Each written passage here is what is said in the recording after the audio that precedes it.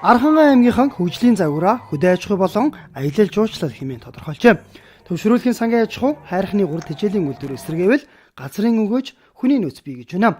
Нэр дэвшигч Мянган их олдын дэвшүүлж буй мөрийн хөтөлбөрийн шинэ хөдөө бодлоход энэ асуудлыг тусгасан нь иргэдийн талархлыг хүлээгээд байна. Өмнөх хоёр сонгуульд нь одоо их хурлын сонгуул, орон нутгийн сонгуулиудад Монгол Ардын нам яллаа.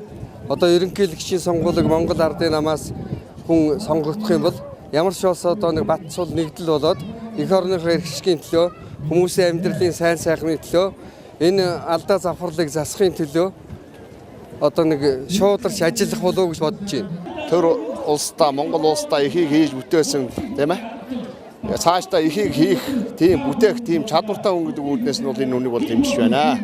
Нэр дэвшигч Мянган их олд залууст ихтгэл хүлээлгэж чаддаг төрийн хүн гэдгийг энэ үеэр түүний хамтран зүтгэгчид тодорхойлж байсан юм а. Миний мөрийн хөтөлбөрийн хамгийн гол бодлого зорилго бол эвтэй Монголыг бий болгох асуудал байгаа юм а. Би эвийн тухайн асуудлыг энэ мөрийн хөтөлбөрийн хамгийн гол анхаарах ёстой асуудал гэж ингэж ойлгож байгаа. Их болд үндэсний нэгдлийн засгийн газрын тэргүүнээр ажиллаж байхдаа Архангай аймагт өмнө нь байгаагүй хөрөнгө оруулалтыг шийдэж өгч байсан. Цаашдаа хийх хүн учраас ихтгэл хүлээлгэнэ гэдгээ Архангайчууд хэлж байна.